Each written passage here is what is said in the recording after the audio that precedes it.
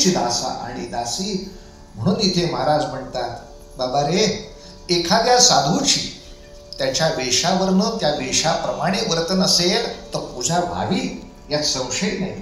पण चुकून माकून त्याचा वेश तसा नसेल, पण जीवनाचं तात्पर्य, जीवनाचं ध्येय, जीवनाचं आचरण असं असेल, वेश नाही म्हणून घाबरू नकोस. त्याही व्यक्तीच्या, त्याही विभूतीच्या त्याच सन्मानाने तू पूजा बांध. अशा रीतीचा सुंदर उपदेश या अभंगामध्ये झाला आहे. बस अभंग एकदा गाऊन घेऊया आणि चरित्रामध्ये या दोन चरित्रातल्या अत्यंत गोड असलेल्या साम्य स्थळांचं थोडं थोडं दर्शन घेत आजचा विषय पूर्ण करूया. तोची सभू ओळखावा देव तेथेची जावा. श्रीकारंजने गाजले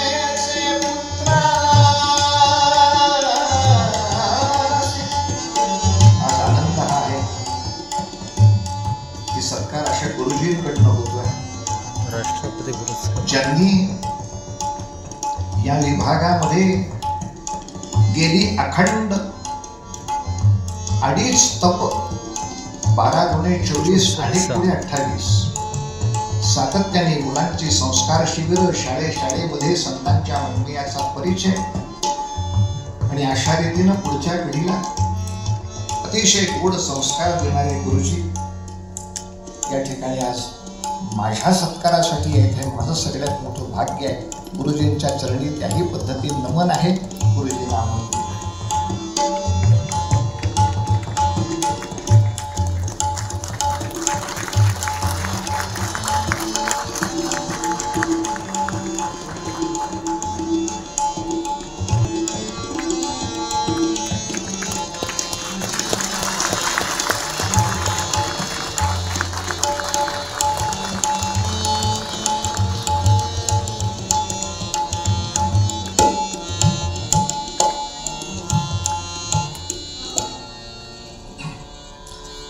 कीर्तनाच्या प्रथेप्रमाणे थोडंसं भजन करायचं आणि कथानकाचा आनंद घ्यायचा.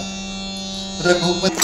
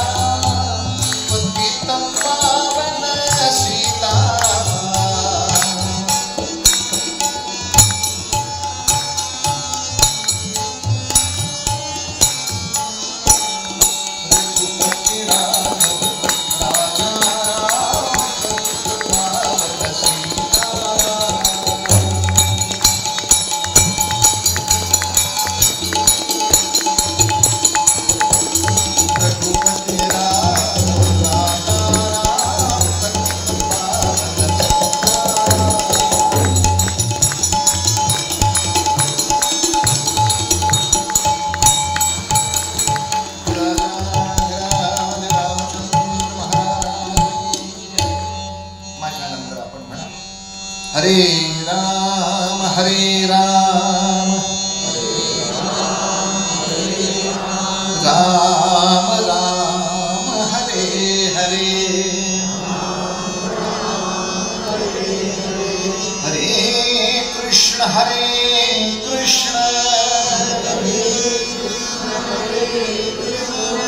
कृष्ण कृष्ण हरे हरे गोपाल कृष्ण भगवान की जय. संत साहित्याकडे निवृत्ती ज्ञानदेव सोपान. पुढच्या या इतिहासातले हे चापेकर 3 बंधू आणि पुढे सावरकर चरित्रातले सावरकर 3 बंधू.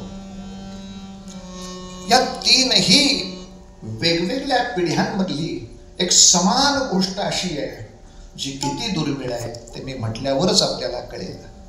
घरातले तीनही भाऊ एकाच व्रतामध्ये असणं आणि एका विचाराशी असणं किती दुर्मिळ गोष्ट आहे मला सांगा.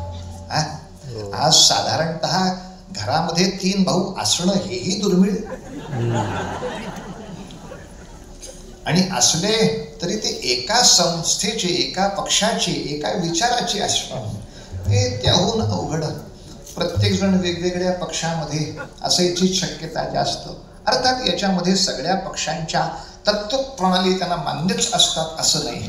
कुणी आला सत्तेवर तर आपला एक माणूस त्यात राहावा असे व्यवहारवादाने सुद्धा बऱ्याच ठिकाणी आपापली स्थानं बरेच लोक ठेवत असतात. असो, अलीकडच्या कालखंडात तर 31 डिसेंबरचं पथ्य वाढल्यामुळे साधारणतः अनेक घरातली माणसं अभिमानाने हे सांगतात, आम्ही सारे भाऊ एकच पितो. काय काय करतात त्याच्यामध्ये, आता एकच म्हणजे काय पितात, आम्ही आपलं लिंबू सरबत धरून चालतो त्याला. पण 3 भाऊ एकाच व्रतामध्ये असावेत.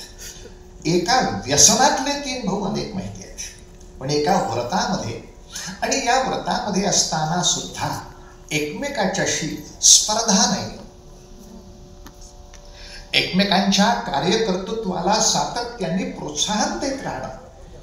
आपल्याला संत साहित्याबद्दल मी बोललो तेव्हा लक्षात आलं असेल, ज्ञानदेवांची ज्ञानेश्वरी मोठी आहे, पण निवृत्तीनाथांचा सुद्धा गाथा खूप मोठा आहे. सोपानदेव महाराजांचे सुद्धा अभंग अप्रतिम आहे. मुक्ताबाईंच्या सुद्धा अभंग रचना एकाहून एक सुरस आहे, पण वेगळा पक्ष काढलाच पाहिजे. अशा रीतीनं ज्ञानेश्वरांच्या कार्याला बाजूला करून प्रत्येकाने आपापले वेगळे झेंडे उभं करणं अवघड नव्हतं. तेवढी क्षमता होती, पण नाही. एक पंढरीच्या पांडुरंगाचा तो वारकऱ्याचा ध्वज खांद्यावर आहे, त्या भगव्या पताके खाली सगळ्यांनी राहायचं, ही एक प्रचंड निष्ठा त्या कालखंडामध्ये 3 भावंडांनी दाखवावी. आणि याही कालखंडामध्ये आपण खरंच सावरकरांचे थोरले बंधू बाबाराव सावरकर यांचं सुद्धा वाङ्मय वाचा. ते स्वातंत्र्यवीर सावरकरांच्याच तोडीचं अत्यंत प्रतिभाशाली आणि भाषेच्या सौंदर्यानं पूर्ण पुरीत असं आहे. बाबारावांची अनेक पुस्तकं आहेत, हेही अनेकांना माहीत नसेल. तसंच धाकटे बंधू नारायणराव सावरकर, त्यांचं सुद्धा लिखाण, वाचन, त्यांचा व्यासंग, त्यांचं राष्ट्रचिंतन याचे सुद्धा अनेक लेख आहेत. पण तरी सुद्धा तिघांमध्ये जास्त प्रसिद्धी किंवा जास्त लोकप्रियता मधल्याची होते, म्हणून कुठेही मनात मत्सर नाही, कुठेही मनामध्ये किलबिश नाही. किंबहुना ते काम वाटून घ्यावं की विनायका, परदेशातलं काम आहे ते तू कर, तू तिथून जे जे या ठिकाणी पाठवशील ती सर्व शक्ती भारताच्या प्रत्येक कोपऱ्यापर्यंत पोचवायचं काम आम्ही करत राहू. या ताकदीनं एकमेकांच्या भावांच्या मागं उभं राहणारी माणसं दिसतात कुठे हो? दिसतात कुठे मला सांगा. एकदम पुराणामध्ये जायचं तर राम लक्ष्मण भरत शत्रुघ्न एवढंच म्हणता येतं. पण आपल्याला आश्चर्य वाटेल, मी सांगितल्यावर तुम्हाला कळेल की तुम्हाला हे माहीत आहे की राम लक्ष्मण भरत हे एकमेकांचे सावत्र भाऊ आहेत.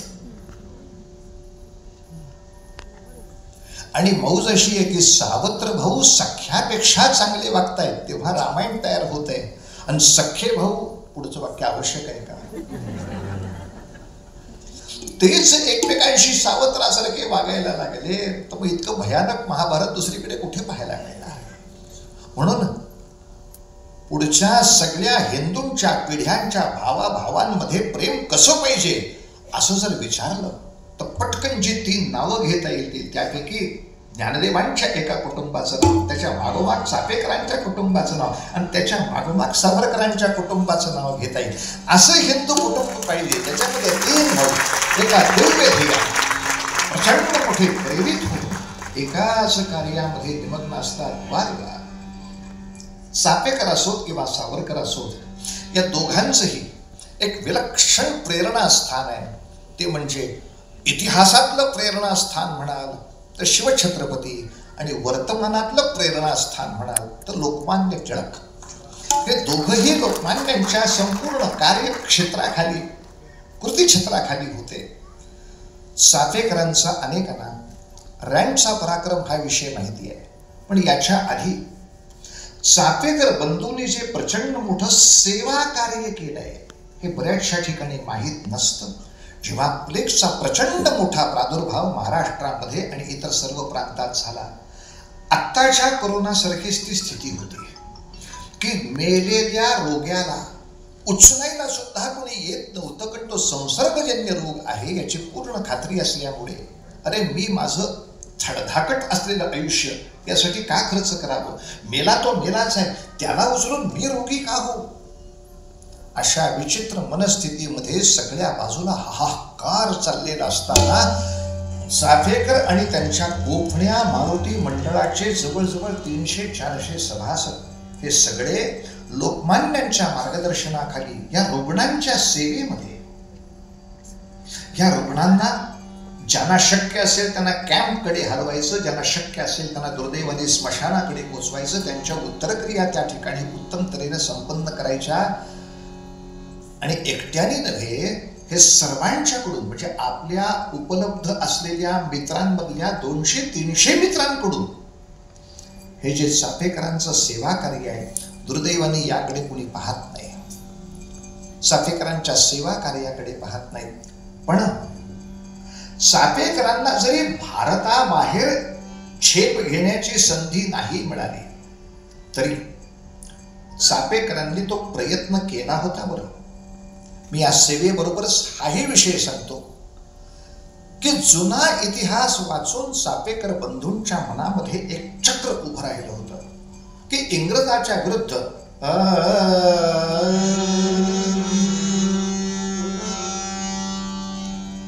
पहिलं महायुद्ध जे उत्तम तऱ्हेनं लढलं गेलं, उत्तम तऱ्हेनं संपन्न झालं. कशाच्या जीवावर?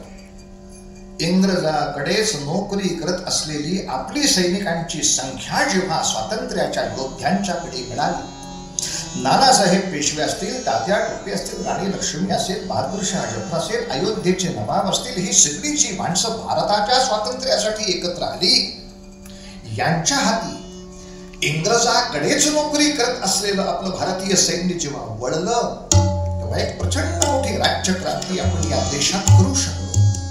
चाफेकरांच्या मनात ते वलय घोळलं आणि म्हणून त्यांनी लोकमान्य टिळकांकडे अशी प्रार्थना पण केली होती, आम्ही 300 मित्र या सगळ्या भागामध्ये तयार आहोत, आम्हाला कुठल्या तरी मिलिटरीत घुसवा, आम्हाला जर सैन्यात घुसवलं तर आम्ही आजूबाजूच्या सगळ्या सैनिकांना पुन्हा एकदा राष्ट्रवादाकडे आणू आणि पुन्हा तसं मोठं म्हणणं करू. आणि अगदीच काही नाही जमलं तर एखाद्या खासगी संस्थानिकाच्या सैन्यात तरी आम्हाला जाऊ द्या, म्हणजे मग या पुढच्या भारताला अनुभव असलेलं सैन्य कुठेतरी सापडेल. हे तर भारत स्वतंत्र झाला, सैन्य कुठे आहे? बरं आहेत, त्यांना अनुभव कुठे आहे? या सैन्याच्या अनुभवाच्या दृष्टीनं सुद्धा आम्हाला कुठेतरी द्या हो प्रवेश.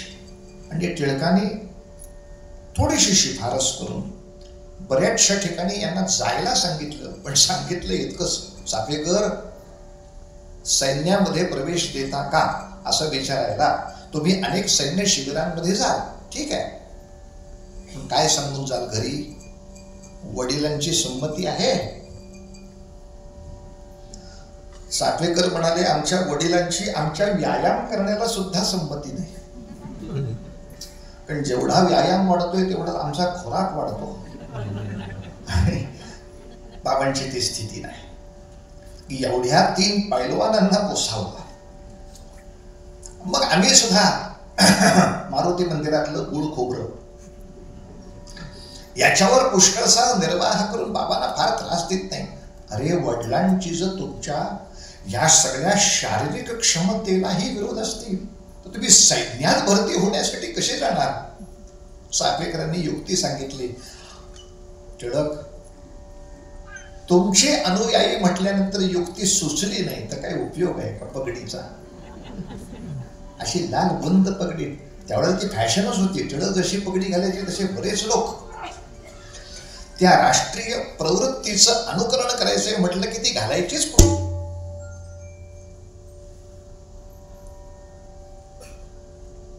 टिळकांना गणेशोत्सवामध्ये इंग्रजी साहेबांनी एकदा असा खोडा घातला होता. टिळक, तुम्हाला मिरवणुकीमध्ये काठ्या आणता येणार नाहीत. म्हणजे का नाही, काय काठ्या वगैरे एवढे तुम्ही प्रचंड आणल्यात की वातावरण वेगळंच होतं ना समाजात. नाही, पण काठ्या जर आणायच्या नाही, मग आम्ही झेंडे कसे लावायचे? कारण ध्वज तर मिरवणुकीत पाहिजेत आमच्या. यू मॅनेज युअरसेल्फ, तुम्ही तुमचं मॅनेजमेंट करा, पण काठ्या नाहीत. हिंदूंच्या हातातल्या काठ्या काढा, आम्ही हिंदूंच्या मिरवणुका उधळू, अशी कोणीतरी सुपारी घेतली होती. त्याचीही प्रस्तावना होती. टिळक तितके शांत राहिले आणि म्हणाले, ठीक आहे, काठी नको म्हणता, नाही येणार हो. उद्या मंडईपासून मिरवणूक सुरू होणार आहे अनंत चतुर्दशीची, बघायला या. आणि ही अनंत चतुर्दशीची मिरवणूक कशी निघते बघायला साहेब आलेच. हे भगवे झेंडे या टोकापासून त्या टोकापर्यंत फडकत आहेत. मिस्टर टिळक, काय झालं? आम्ही काठ्या नको म्हटलं होतं, नाही आणल्या म्हणून. पण झेंडे कसे फडकतायत? ऊस आणलेत, ऊस. आणि ज्याने कोणी सुपारी दिली त्यांना सांगा, काठ्यांनी पाठीवर मारलं तर कमी लागतं, ऊसानी जर झोडपायचा विषय आला तर जास्त त्रास होईल.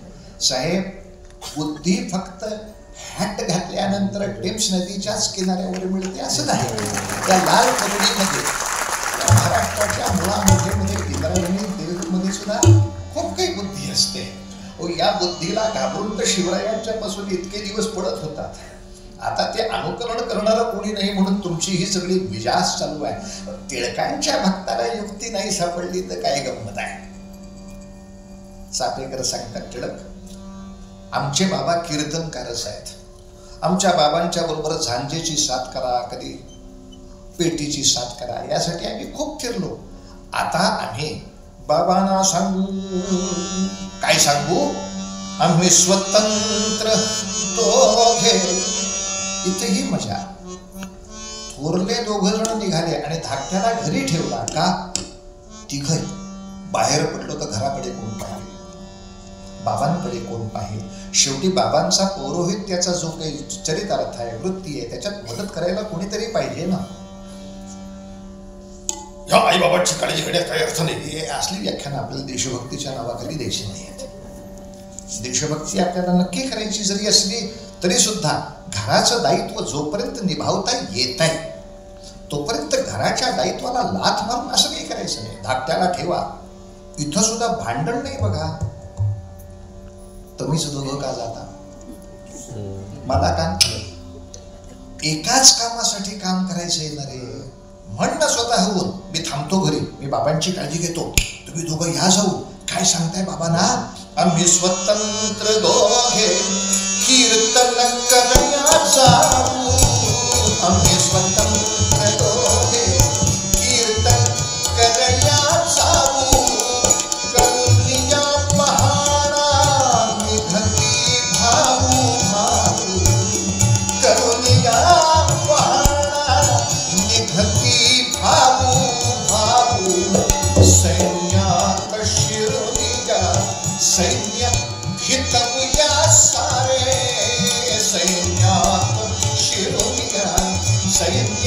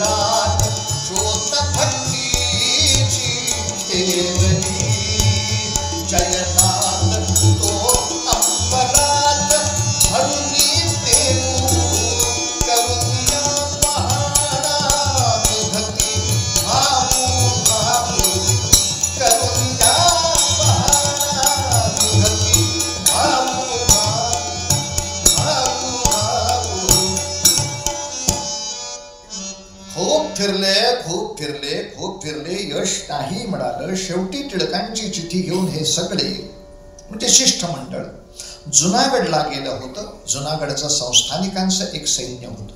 या सैन्यामध्ये प्रवेश करून थोडासा अनुभव घेऊ असा विचार होता. जुनागडलाच का गेले? त्या ठिकाणी टिळकांचे एक मित्र होते, ज्यांचं नाव आपण सगळे जाणता, श्यामजी कृष्ण वर्मा.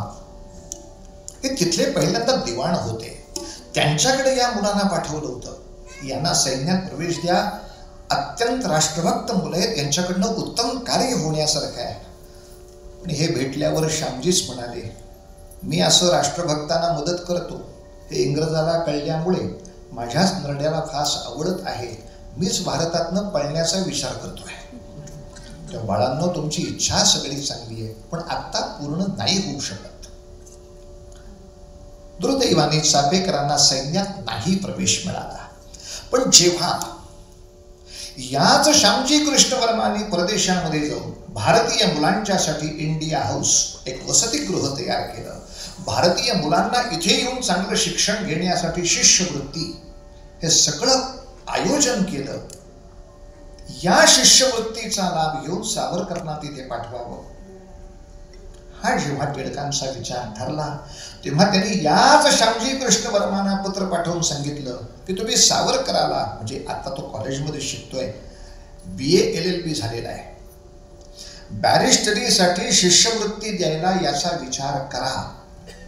आणि इथे एक फार महत्वाचा शब्द वापरलाय. हा जो सावरकर नावाच्या मुलाची मी शिफारस करतोय, हा चापेकर शाळेतला विद्यार्थी आहे. इंग्रजीमध्ये पत्र होतं, पण लक्षात घ्या, बाकी कुठलीही गोष्ट न सांगता श्यामजी कृष्ण वर्मांना मला काय सांगायचं ते कळलं पाहिजे. यासाठी चापेकरांचं नाव त्यांनी फक्त क्रांतीवीर म्हणून नाही घेतलं, तर चापेकर हे एक विद्यापीठ आहे, चापेकर ही एक विचार प्रणाली आहे, चापेकर हे एक विद्यालय आहे. आणि म्हणून टिळक मुद्दाम हेतूत हा शब्द लिहितात, या मुलाची मी शिफारस करतोय कारण हा मुलगा चापेकर विद्यालयाचा आहे. याचा विचार तुम्ही जास्त करा. पण स्वाभाविक निश्चितपणे श्यामजी कृष्ण वर्माने विचार केला. सावरकर तिथे गेले आणि आता पहा, जे चापेकरांच्या मनातलं स्वप्न आहे ते किती विशाल पद्धतीनं साकार झालं.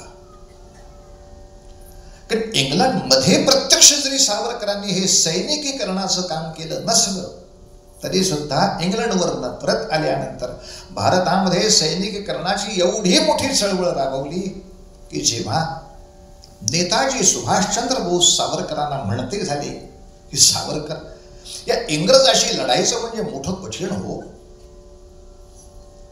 का? आम्ही आमच्या सेना घेऊन इंग्रजावर तुटून पडणार आणि इंग्रजाच्या वतीनं आम्हाशी लढायला भारतीय सेनाच येणार, म्हणजे उभय पक्षी भारतीयांची हानी होणार. हे युद्ध किती अवघड.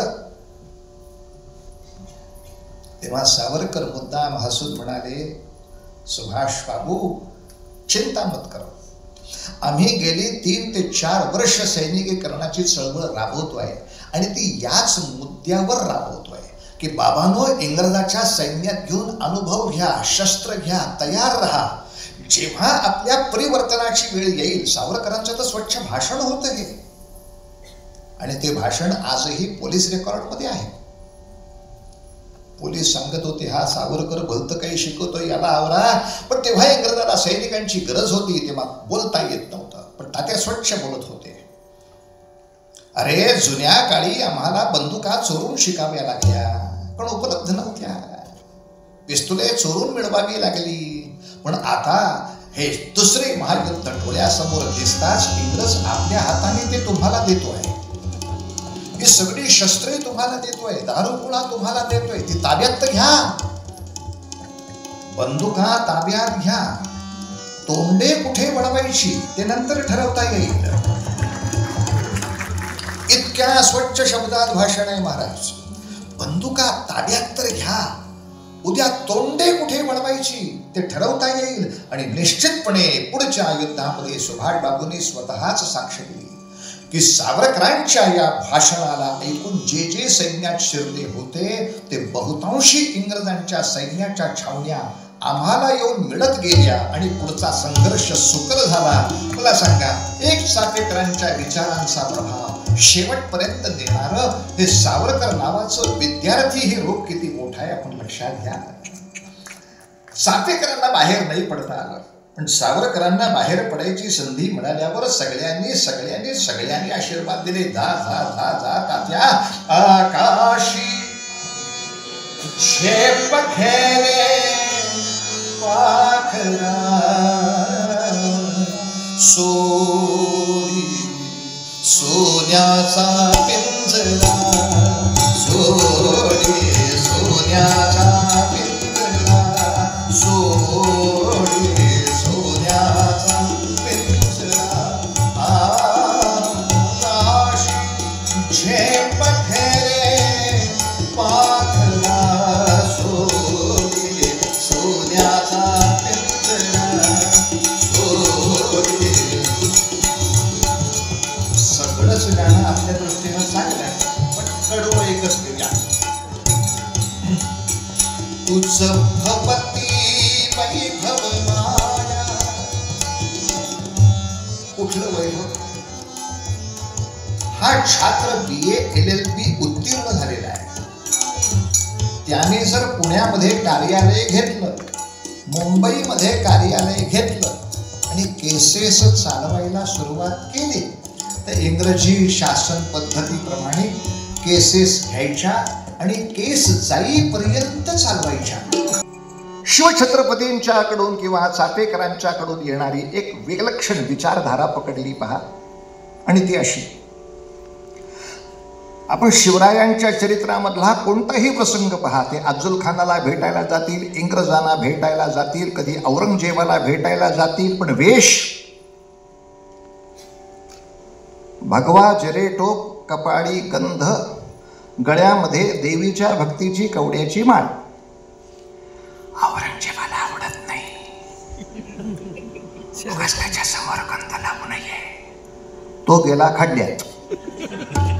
मला माझ्या संतांनी जशी माझी वेशभूषा सांगितली तशी मी करणार, पाहिजे तर भेट घे, नाही तर घेऊ नको. स्वतःच्या वेशभूषेबद्दलचा एक विलक्षण आदर, अभिमान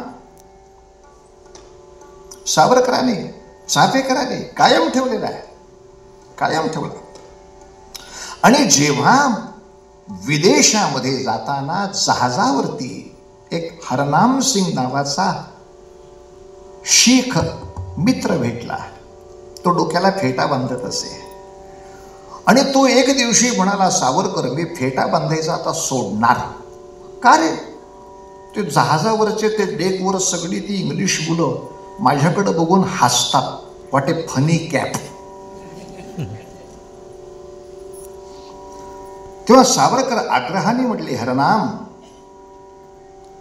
एखादी वेशभूषा धावपळीसाठी अयोग्य ठरत असेल तर तात्पुरती त्यावेळेला बदलणं हे मान्य आहे, पण दुसरा कोणीतरी निंदा करतो म्हणून आपण आपली वेशभूषा बदलणं हे योग्य नाही. अरे वेड्या, जेव्हा शिवछत्रपतींचा दरबार होता आणि त्या दरबारामध्ये जेव्हा पहिल्यांदा इंग्रज आला होता तेव्हा त्याला लोक हसले नसतील? त्याचं जे काही ते सगळं ऑन्थनी गोन्साल्विस सगळं होतं ते प्रकरण, त्याची टोपी म्हणजे काय, 4 ससे राहतील आणि एक म्हैस राहिली एवढी टोपड होते त्याचं. आणि असा तो विचित्र आलेला, टुक टुक टुक टुक टुक बूट वाजवत. तेव्हापासून ते इंग्रजाचं हे लक्षण सांगितलेलं आहे, सगळ्या गोष्टीमध्ये ट असला की इंग्लिश पोशाख होतो. म्हणजे काय असते, म्हणजे पायाला बूट, वर पॅन्ट, त्याला बेल्ट, त्याच्यावर शर्ट, त्याच्यावर कोट, त्याच्यावर पाकिट, त्याच्यामध्ये नोट, त्याच्यात एक जाकीट, आणि टाळक्याला हॅट, आणि सगळ्याचं फिटिंग टाईट. असे सगळे ट एकत्र मागे आले पाहिजे. खाली बसता येता कामाने. जरा हरिपाठ करायला बसला की मागणं उसव दिसतात, मेले इतकं टाईट शिवतोस कशाला. मग त्याला माणसं हसली नाहीत. जेव्हा महाराष्ट्रामध्ये सगळेच सलवार किंवा अंडरखे घालत होते तेव्हा पॅन्ट शर्ट घालून येणाऱ्या माणसाला लोक हसले नाहीत का? पण तुम्ही हसलात म्हणून त्यांनी वेश बदलला काय? उलट त्यांनी त्याचा वेश तुम्हाला घातला आणि तुमच्या धोत्राला हसायला शिकवलं. इंग्रज जर सगळ्यांनी हसलं तरी स्वतःचा वेश सोडत नाही, मग आपण का सोडायचा? कशासाठी सोडायचा? आम्हाला सुद्धा खूप लोक सांगतात, आफळे बुवा तुम्ही जेव्हा अमेरिकेत जाताना अमेरिकन सारखा वेश केला पाहिजे, बरमुडा, आणि तुम्ही टी शर्ट घातला पाहिजे. त्याला म्हणलं बाळा, जानेवारीमध्ये मी अंदमानला सुद्धा जाणार आहे, मग तिथल्या निकोबारांच्या आदिवासींमध्ये मी कसं राहावं अशी आपली इच्छा आहे. आपला मूर्खासारखं काहीतरी सांगतो असं नसतंय महाराज. स्वतःच्या वेशाचा दुर्दम्य अभिमान, स्वतःच्या संस्कृतीचा अभिमान, ही माझी संस्कृतीची प्रतीक आहेत. म्हणून सावरकरांनी डेकवरच्या त्या जहाजावरच्या सगळ्या भारतीयांना सांगितलं, आपल्या वेशभूषेवरनं एका भारतीयाची टिंगलटवाडी चालली आहे. पुन्हा एकदा, दया करणे जे पुत्रासी त्याची दासा आणि दासी. माझी टवाडी झाली असती तर मी काय केलं असतं? माझ्या सख्ख्या भावाची टवाडी झाली असती तर मी काय केलं असतं? सगळ्या भारतीयांना, जहाजावर जेवढे भारतीय होते तेवढ्यांना एकत्र, बाबांनो भारताच्या वेशभूषेची टवाडी चालली आहे, काय करूया? सोपा उपाय आहे. प्रत्येकाकडं भगवा काहीतरी कपडा आहे ना, हो, सगळ्यांनी फेटा घालून सकाळी यायचं डेकवर. एवढ्या लोकांच्या डोक्यावर फेटा बघितल्यानंतर ते हे करणारी तोंड बंदच झाली. बापरे, व्हेरी मच फेनी कॅप. दुसऱ्या क्षणी विरोध खट्ट झाले, दुसऱ्या क्षणी विरोध थांबून गेले. तेव्हा चाफेकरांच्या विद्यालयातून मिळणारी, सावरकरांनी काही आयुष्यभर जरी त्या धोतर आणि अंगरख्यामध्ये स्वतःचं जीवन घेतलं नाही तरी धावपळीचा त्यांचा कालखंड सोडता उत्तर आयुष्यामध्ये त्यांनी भारतीय वेश आणि भारतीय वेशाच्या सभ्यता कधी टाळल्या नाहीत. डोक्याला टोपी घातल्याशिवाय देवाची मूर्ती नाही घ्यायची हातात.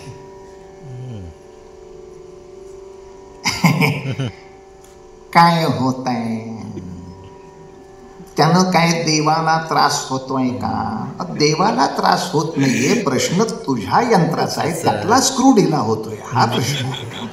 देवाला कशाला त्रास होतोय? तो काही न घालता जरी त्याला घेतलास तरी चांगलाच आहे, त्याच्या दृष्टीने तो प्रश्न नाही आहे. पण संस्कृतीच्या दृष्टीनं, भारतीय नियमाच्या दृष्टीनं त्याचा घात होतोय. यंत्रातला प्रत्येक स्क्रू लहान असो किंवा मोठा असो, मग तो वेशभूषेपासून वक्तृत्वापर्यंतचा असेल, प्रत्येक स्क्रू नीट राहिला तरच यंत्र चालू राहतं.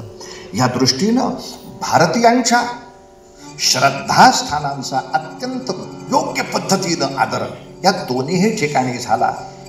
चाफेकरांचं, टिळकांचं आणखीन नाव कसं चालवावं या लोकांनी, ते म्हणजे फक्त आपण चांगल्या विचाराचे असून चालत नाही महाराज.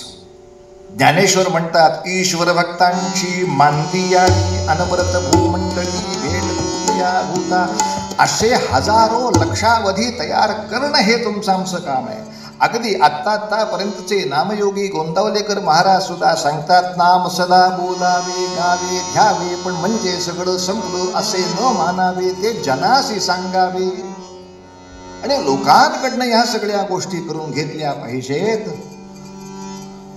शिवरायांच्या बद्दल बोलताना समर्थ रामदास स्वामी जे म्हणतात, बहुत लोक मिळवावे, एक विचारे भरावे, आणि कष्टे करून घसरावे मुलींच्यावरील.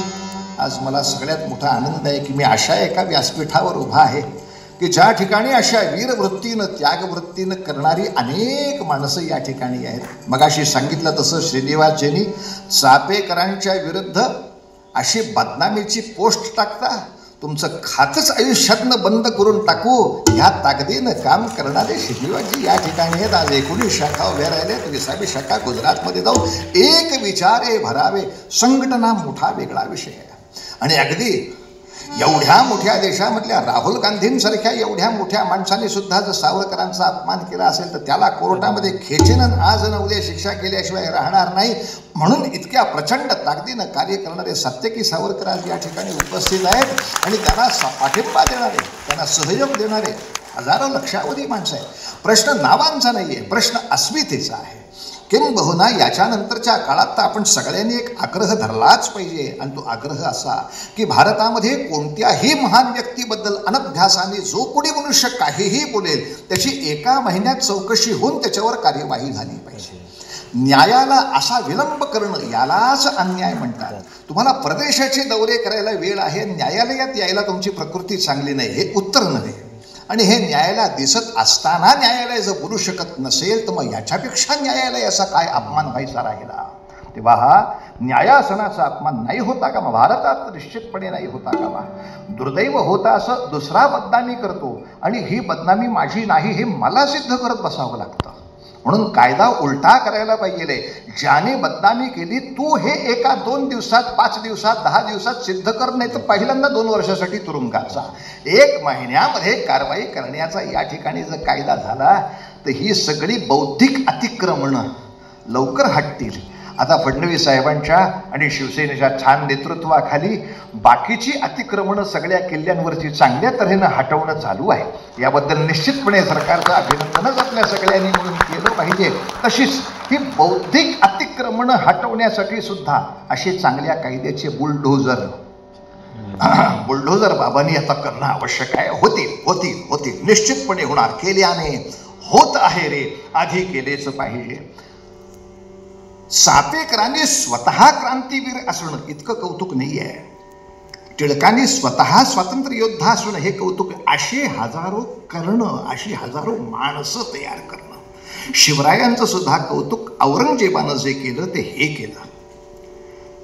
शिवाजी राजांच्या निर्माणानंतर औरंगजेबाची ही वाक्य अलंगीरनामामध्ये तो स्वतः सांगतो, राजा शिवाजी राजे बहादुर थे, इसमें कोई बड़ी बात नहीं, बहादुर तो मैंने बहुत देखे हैं. मग मी कशाला घाबरतो? मी शिवाजी राजांचं मोठेपण कशामध्ये मानतो? त्यासाठी ते वाक्य असं म्हणाले औरंगजेब, शिवाजी राजा ने जो आदमी तैयार किए, जो आदमी किसी के सामने झुके नहीं और किसी के हाथों बिके नहीं, इसे डर है. काय माणसं उभी केलीत महाराज. आहेत लक्षावधी भ्रष्टावधी माणसं, पण या 10 लाख भ्रष्टाचारी माणसांना 2 लाख का होईना अशी निष्ठावान उभी केली आहेत की 300 वर्ष आम्हाला भीती वाटावी. शिवाजी राजाने जो आदमी तयार किए. पुन्हा एकदा मोठे पण ते समर्थाने सुद्धा आग्रह धरला, समर्थे समर्थ करावे तरीच समर्थ म्हणवावे. आपल्यासारखी 100 समर्थ माणसं कर स्वतःला समर्थ म्हणत जा. चाफेकरांनी टिळकांनी हाच आदर्श डोळ्यासमोर ठेवला. त्यांच्या काळातला प्रत्येक मनुष्य, फक्त टिळकच मोठे नव्हे, त्यांच्या प्रभावळीमध्ये आलेला प्रत्येक माणूस तेवढ्याच ताकदीचा देशभक्त काम करणारा. चाफेकरांच्या प्रभावळीमध्ये आलेला प्रत्येक मनुष्य तेवढाच देशभक्त काम करणारा. आणि सावरकरांनी थोडं याच्या पुढचं पाऊल टाकलं. ते म्हणजे इंग्लंडमध्ये आलेले बहुतांशी भारतीय ते काही देशभक्ती करायला आलेले नव्हते. ते पदव्या घेऊन मौज मजा करायला आले होते. पण अशाही तरुणांना पुन्हा देशभक्तीच्या धारेकडे आणणं आणि नंतरच्या काळात अंदमानच्या तुरुंगात गेल्यानंतर तिथल्या कैद्यांना देशभक्तीच्या धारेकडे आणणं हा टिळक चाफेकरांच्या धड्याचा पुढचा उत्तरार्ध सावरकरांनी इतका उत्तम पूर्ण केला. त्याचा एक साक्षीदार आहे आपल्याकडे. त्याचा एक साक्षीदार आहे. 2-3 ग्रंथांमध्ये या साक्षीदाराचा उल्लेख आहे. तो म्हणजे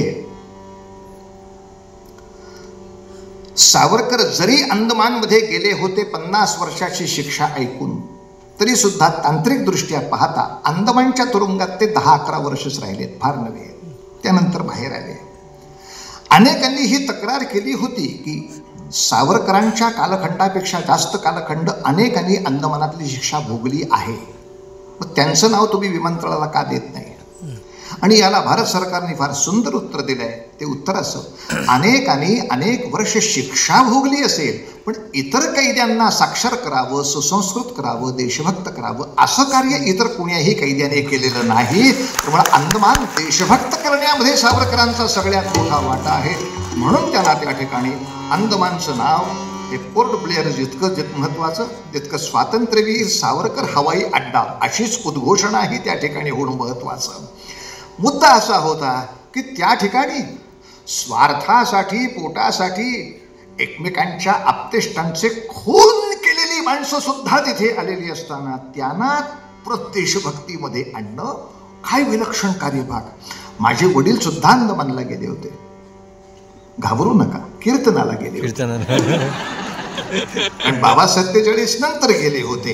पण त्यांनी एक कथा ऐकली होती की सावरकरांची जेव्हा सुटका झाली तेव्हा सावरकर सुटका होऊन बाहेर येताना तिथल्या एका कैद्याने त्यांच्या गळ्यामध्ये 7 चाफ्याच्या फुलांच्या माळ घातली होती असं ऐकलं होतं.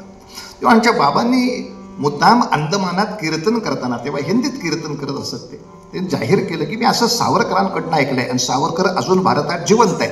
स्वातंत्र्यवीर सावरकर भारतामध्ये 66 सालापर्यंत जिवंत होते. ते काय स्वातंत्र्य आल्यावर संपलेलं नाही. तेव्हा मी स्वातंत्र्य मिळालंय भारताला, मी अंदमानात आलोय खरं, मी एक सावरकर भक्त आहे. माझी इच्छा आहे की ज्या कोणी त्यांना माळ घातली त्याला मला भेटायचं आहे. कारण अंदमानचे कैदीच पहिले अंदमानचे नागरिक आहेत.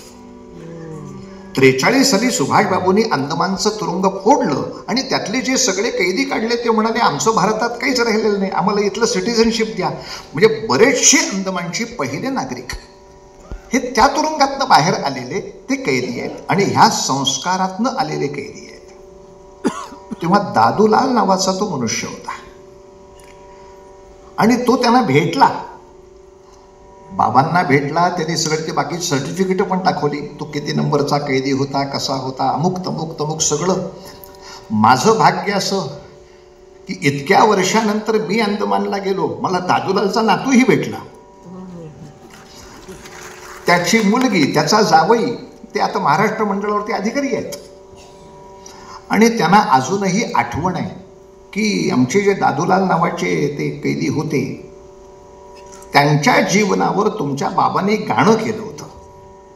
वो गाणं हमको सुनना है. त्यांना फारसं मराठी कळतं असं नाही, पण त्यांना ती एक अशी विलक्षण ओढ. हमें तो गाणं सुनना है. 1-2 कडवी आपल्या समोर त्याच्यासाठी करतो. का? मुद्दा इतकाच आहे, माझ्याप्रमाणे अनेक देशभक्त निर्माण करायची शिवछत्रपतींची प्रेरणा, माझ्याप्रमाणे अनेक सद्भक्त निर्माण करायची संतांची प्रेरणा, माझ्याप्रमाणे अनेक सज्जन निर्माण करण्याची टिळकांची प्रेरणा, तीच चापेकरांची प्रेरणा, तीच प्रेरणा सावरकरांनी कुठपर्यंत न्यावी? नुसत्या इंग्लंडमध्ये गेलेल्या उच्च शिक्षितांपर्यंत नव्हे, तर अंदमानामध्ये गेलेल्या अशिक्षित, क्रूर, अडाणी आणि अशा पद्धतीच्या भयानक कृत्यांमध्ये अडकलेल्या कैद्यांच्याकडून सुद्धा आपली कल्पना इतकीच केली. समजा तो दादूलाल ही कथा सांगू लागला की सावरकर निघाले तेव्हा मी माळ घातली होती बरं का, तर तो कशी कथा सांगेल? आता फुलं म्हटली माळ म्हटली की आपल्याकडे प्रसिद्ध चाल आहे ठरलेली, तोडिता फुले सहज बाबांनी त्यावेळेला पहिले रिमिक्स केलं, पण लोकांना ही चाल जास्त माहिती होती, प्रसिद्धीतली होती. याच चालीवर आपले शब्द बांधले. दादूलालच ही गोष्ट सांगत असेल तर तो कशी सांगेल? आणि दादूलालचं वक्तव्य आपल्याला का पाहायचं आहे? शिवछत्रपतींची, ज्ञानेशदेवांची, टिळकांची, चापेकरांची प्रेरणा त्यांनी किती पूर्ण केली, सावरकरांनी किती प्रमाणात पूर्ण केली, या मुद्द्यापुरता आपण ते पाहतो. यातली एक वाक्यता पाहतो. तो दादूलाल सांगेल, काय सांगू हो, ती माळ करणं काय सोपं होतं काय? जंगलातनं चोरून आणली आम्ही फुलं, कपड्यातलाच दोरा काढून त्याची हार केले आणि घातला सावरकराच्या गळ्यात. अहो चोरुनी मारुनी शिकस्त ही यतुलांची, मी माळ गुंथिली अवघ्या 7 फुलांची. हो मी माळ गुंथिली अवघ्या 7 फुलांची. हो मी माळ. कार्य केलं, कार्य केलं. आम्ही अडाणी, पण आमचं अज्ञान त्यांनी दूर करून दाखवलं. अरे वाचणे शिकविले लिहिणे पेडी भाषा, हक्काची जाणीव संपत न्याय संदेशा, न्यायाने लढणे मुडी न सोडणे दोषा, गुरुकिल्ली दावरी पंथीतही लढण्याची.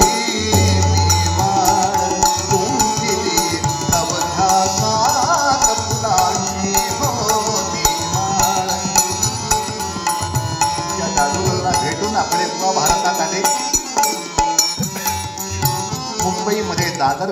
पुण्यामध्ये शिवाजी उद्यानाच्या परिसरामध्ये सावरकर राहत होते. आज तिथे सावरकर सदन आहे.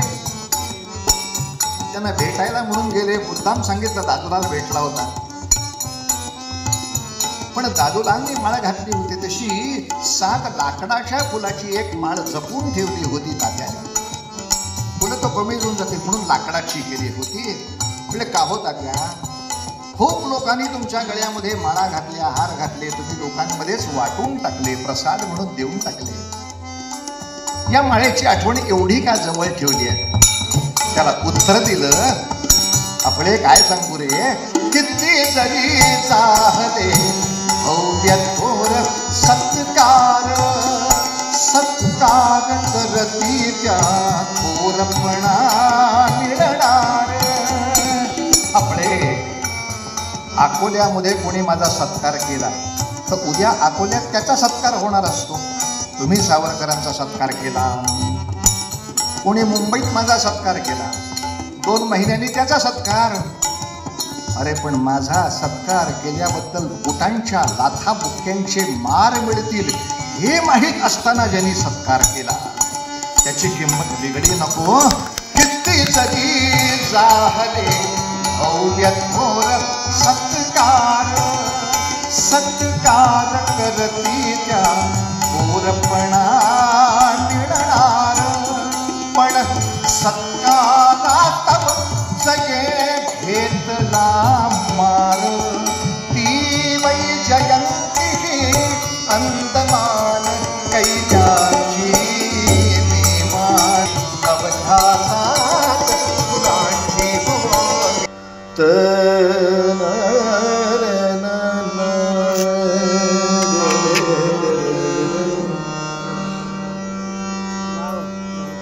समारोपासाठी पुन्हा एक विलक्षण साम्य. इथे मात्र ह्यांचं साम्य टिळकांशी नाही लावता येणार. इथे हे साम्य शिवछत्रपतींच्या किंवा ज्ञानदेवांच्या या कालखंडापर्यंत नाही नेता येणार. याचं कारण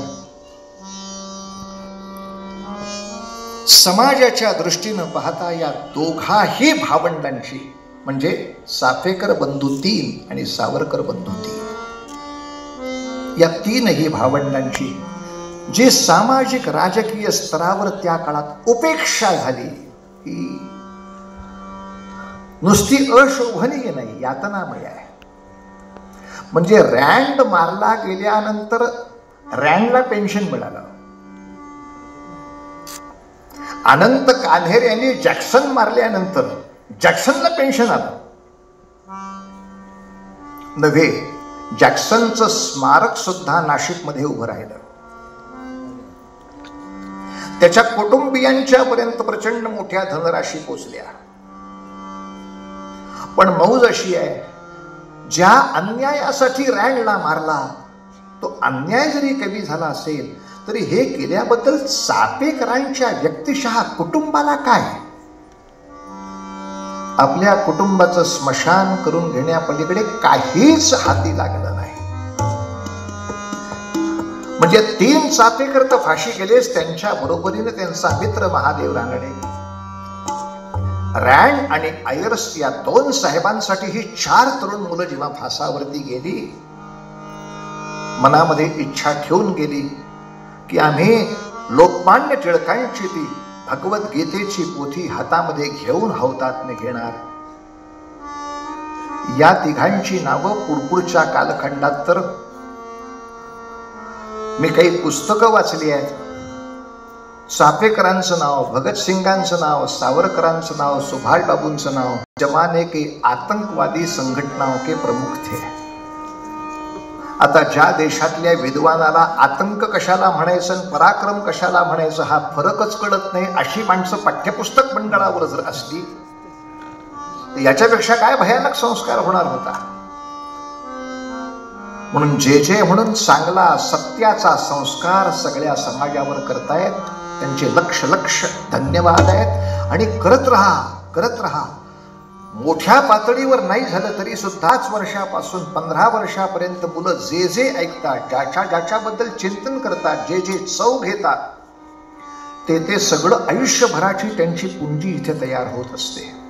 तेव्हा या काळामध्ये इतर कुठलीही अतिक्रमण येण्यापूर्वी आपले संस्कार, आपले श्लोक, आपले मंत्र, आपली संत साहित्य, आपली करुणाष्टकं, आपले ऋषीमुनी, आपली वेद आणि आपली ही सगळी ऐतिहासिक मोठी माणसं यांच्याबद्दलचे बुलंद पुरुष यांच्या मनामध्ये त्या काळातच निर्माण करून ठेवले. मग पुढे किती का वादळ येईना ती हलणार नाहीत महाराज. या वयामध्ये हा सतत संस्कार व्हायला पाहिजे. होईना का उपेक्षा, होईना उपेक्षा.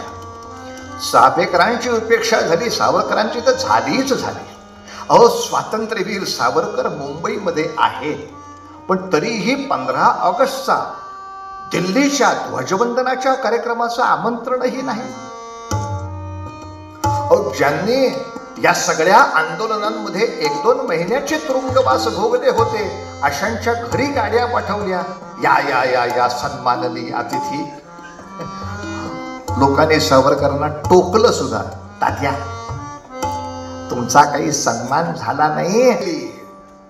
तात्या तेवढ्याच अभिमानाने सांगायचे, कोणीही खरा सच्चा मातृभक्त स्वतःचे सत्कार व्हावेत म्हणून आईची सेवा करतच नाही. आम्ही आमचं कर्तव्य म्हणून आमच्या मातेची सेवा केली. आता त्याची कदर करायची का नाही हे त्यांच्या लायकीवर अवलंबून आहे. रत्नाची पारख गाजर पारख्याला झाली नाही तर हा दोष रत्नाचा नव्हे, त्याच्या डोळ्यामध्ये ती शक्ती नाही, एवढंच म्हणता येईल. आणि बाकीचे लोक तर म्हणाले, अहो तात्यांना बोलवणार कसं का? समजा चुकून माकून दिल्लीच्या महोत्सवामध्ये तात्या गेलेस तर एक सूर्य उगवल्यानंतर इतर काजव्यांच्या ओळखी पटाव्यात कशा की हे 1 महिन्यासाठी, हे 2 महिन्यासाठी, हे 4 महिन्यासाठी, हे 50 वर्षाला जिंकून आलेलं प्रकरण आहे. कोण बोलवणार त्याला? पण असो, जरी प्रचंड उपेक्षा झाली नव्हे, पुढच्या कालखंडात सातत्याने अपमानाला तोंड द्यायला लागलं तरी सुद्धा ते इतरांना हाच उपदेश करत, बाबांनो, मातृसेवा ही गोष्टच अशी आहे, देशसेवा ही गोष्टच अशी आहे, ज्यामध्ये आधी अपेक्षा डोक्यात ठेवून शिरला तर ती खरी होणारी नव्हे. यशामध्ये आनंद नाहीये, यशापेक्षा यशस्वी वाटचालीमध्ये जास्त आनंद आहे. आणि ही वाटचाल प्रत्येक जण करत राहा रे बाळा, करत राहा. सावरकरांनी एक स्वप्न असं पाहिलं होतं. सुदैव असं आहे की सावरकरांच्या 32शीला नेहमी देवाचा आशीर्वाद मिळाला. काही वेळेला सावरकर म्हणायचे, माझा आशीर्वाद मिळू नये अशी इच्छा आहे, पण काय करणार, मी 32शी बोललो की मेला हा खरं करतोच. जेव्हा इंग्रज सरकार सांगत होतं तुम्ही 1960 सालापर्यंत तुरुंगात जाल, तेव्हा तिथंच सावरकर म्हटले 60 सालापर्यंत तुमचंच राज्य राहत नाही. भगवंताची कृपा अशी, ते जिभेला साक्षात्कार, नाही राहिलं 60 सालापर्यंत. बरं, गोवा मुक्ती संग्रामाची माणसं आली होती. सावरकर, काय आमचं कार्य आहे? म्हणजे तुमचं सगळ्यांचं कार्य मोठंच आहे, यात संशय नाही, पण गोव्यामध्ये मिलिटरी घुसवल्याशिवाय आपल्याला गोवा मिळणे शक्य नाही. बोलून गेले, पर्यायच नाही. सैन्य घुसवलंच गेलं गोव्यामध्ये, हैदराबादमध्ये सुद्धा. तेव्हाच त्या गोष्टी हाती सापडल्या. सीमेच्या प्रांतांकडे लक्ष दिली नाही तर देशाचं भयानक भवितव्य होईल. अरे, माझं हे खरं होऊ नये अशी इच्छा आहे. पण तरी सावरकरांच्या वक्तव्याला परमेश्वराची आशीर्वाद अशी वेगळीच आहेत. ते सत्य होत राहतं. मग एवढं जर सगळं सत्य होत असेल तर 66 साली महानिर्वाणाच्या आधी सावरकर जे बोलले ते का नाही सत्य होणार? एवढ्या जर सगळ्या मागच्या पिढ्यांच्या गोष्टी, इतक्या वर्षांच्या त्यांच्या वक्तव्यांना भगवंताचा आशीर्वाद असेल, पुढे का नाही सत्य होणार? आणि आज आपल्याला दिसतंय की सावरकरांच्या, चापेकरांच्या, टिळकांच्या, शिवछत्रपतींच्या ह्या सगळ्यांच्याच मार्गावरून आज आपला देश यशस्वी होतो आहे. याच मार्गावरून होतो आहे. एका बाजूला अध्यात्म पाहिजे, अयोध्येचं मंदिर पाहिजे, काशीचा कॉरिडॉर पाहिजे, पण दुसऱ्या बाजूला ड्रोन पाहिजे आणि आतंकवाद्यांचे अड्डे उद्ध्वस्त करणारा त्रिशूळ पाहिजे. 2 हातामध्ये 2 प्रचंड मोठ्या सत्ता घेऊन आज राज्य कार्य करत आहे, आज राजसत्ता कार्य करते आहे. वा वा वा. आपल्या सगळ्यांच्या उपासना यांची बुद्धी कधीही भ्रमित न होवो, अहंकाराचा वारा न लागो राजसा माझी या विष्णुदासा भाविकासी. अशा तऱ्हेचं आपण सगळ्यांनी उपासनेचं सामर्थ्य त्या ठिकाणी लावायचं आहे. आणि असं कार्य करणाऱ्या वर्षा खालच्या मधल्या या सगळ्या संस्थांना आकल्प आयुष्य व्हावे तया कुळा माझी या सगळा हरीच्या दासा, असा या सगळ्या लोकांना आपण आशीर्वाद द्यायचा आहे. महाराज, होईल थोडा वेळ उपेक्षा, पण केल्याची उपेक्षा समाज कितीही करत असला, राज्य कितीही करत असलं तरी भगवंताच्या दरबारात याची उपेक्षा होत नाही. या कार्याचे निश्चितपणे उत्तम फलाचे असे हंडेच्या हंडे या ठिकाणी समाजापर्यंत पोचल्याशिवाय राहत नाहीत, यात संशय नाही. असो, 3-4 लोकांच्या 3-4 महाविभूतींच्या चरित्रातल्या अनेक साम्य स्थळांकडे आपण पाहत होतो. तेव्हा सावरकरांचे शेवटचे शब्द असे होते, ज्ञानेशापरी ज्ञान देवी मी हयात भर शिकविली भारता, उत्साही मी किती मनाने शरीराने पण थकलो आता, छिपाड झाले या देहाचे समीध करतो यज्ञी अर्पण, समाधी नसे शक्य मला मी म्हणून करतो आत्मसमर्पण. आणि सावरकरांचे शब्द आहेत, दधीची ऋषी सम मम अस्थींचे वज्र बनावे चक्र सुदर्शन, भाग्यवान श्री भारत माते शेवटसे चरणी लोटांगण. कारण 66 साली ते बोलून गेलेत, ऐक भविष्याला भव्य भीषणाला, कोटी कोटी हिंदू जाती चालली रणाला. अरे कोट्यावधी हिंदूंच्या मनगटातला हा ओंकार होईल, पुन्हा भारताचं हिंदू राष्ट्र वैभवानी या ठिकाणी उभं राहील. आणि ते सर्व समाजाला, सर्व जगाला समतेचा, ममतेचा, मानवतेचा अत्यंत गोड संस्काराचा वसा देऊन सगळ्यांना मुग्ध करेल. महाराज, अशा एका उत्तम हिंदू राज्याच्या कल्पनेसाठी, उत्तम हिंदू राज्याच्या स्वप्नासाठी कार्य करणाऱ्या या सगळ्या कार्यकर्त्यांच्या चरणी विनम्र अभिवादन करतो. या ठिकाणी त्यांच्या या सगळ्या संस्थेच्या कार्यक्रमामध्ये त्यांनी कीर्तनाची संधी दिली, याच्याबद्दल त्यांच्या चरणी शतशः नमन करतो. आणि शेवटची भैरवी म्हणून आपण सगळ्यांनी आरतीसाठी उभं राहून आरती करून या ठिकाणी कीर्तनाचा समारोप करूया. महाराज,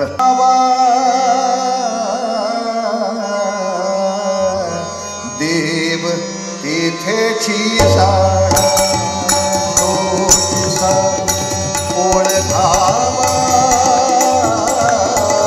देव तेथेची जाणा साधू ओळखावा, देव तेथेची जाणा, देव तेथेची जाणा, देव तेथेची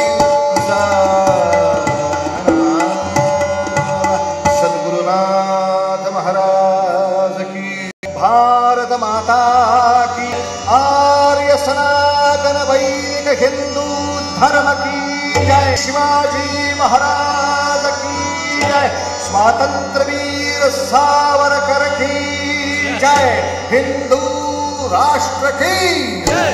सर्वांनी आरतीसाठी या यशस्वी वाटचालीसाठी यांच्या पाठीशी सगळेजण निश्चितपणे उभा राहून अशा कार्याची प्रचंड मोठी वाटचाल करत राहूया. सरकारच्या पाठीशी उभं राहून हिंदू राष्ट्राकडे अत्यंत सुंदर अशी वाटचाल करूया. यशस्वी होऊ होऊ होऊ म्हणजे होऊच, हेच मागणं मागायचं. हेच दान दे का देवा तुझा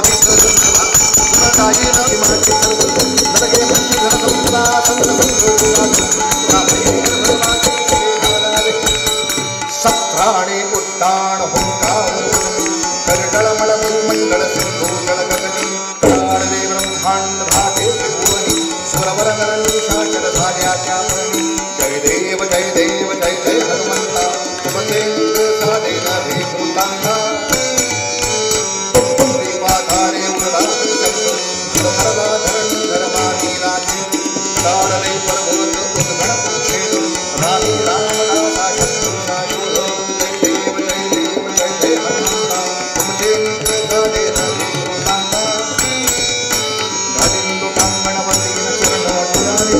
Thank you.